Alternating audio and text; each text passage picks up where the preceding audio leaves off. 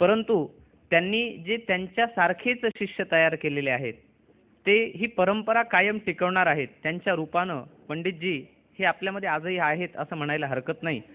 कारण सज्जनांचं, गुणीजनांचं संतांनी केलेलं वर्णन बघा. संत म्हणतात की त्यांना लोह परिसाची न साहे उपमा. लोह परिसाची उपमा देतात येत नाही. परीस हा सर्वश्रेष्ठ आहे, कारण परीस हा लोखंडाला देखील सुवर्ण बनवतो. परंतु सद्गुरू हा त्याच्यापेक्षाही श्रेष्ठ आहे. कसा? तर संत म्हणाले आपणासारखे करीती तात्काळ. म्हणजे परीस हा लोखंडाला सुवर्ण बनवेल, परंतु परीस बनवणार नाही. परंतु सद्गुरू मात्र हे शिष्याला स्वतः सारखंच बनवतात. आपणासारखे करीती तात्काळ, नाही काळवेळ तया लागी.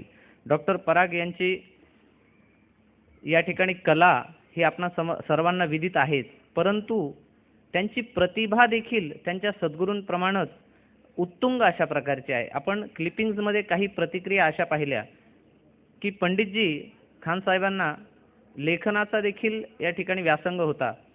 तसाच तो डॉक्टर पराग यांना परंपरेनं, घरातल्या परंपरेनंही प्राप्त झालेला आहे. म्हणजे सरांचे वडील आदरणीय प्राध्यापक श्रीराम चौधरी हे देखील एक उत्तम लेखक आहेत आणि त्यांनी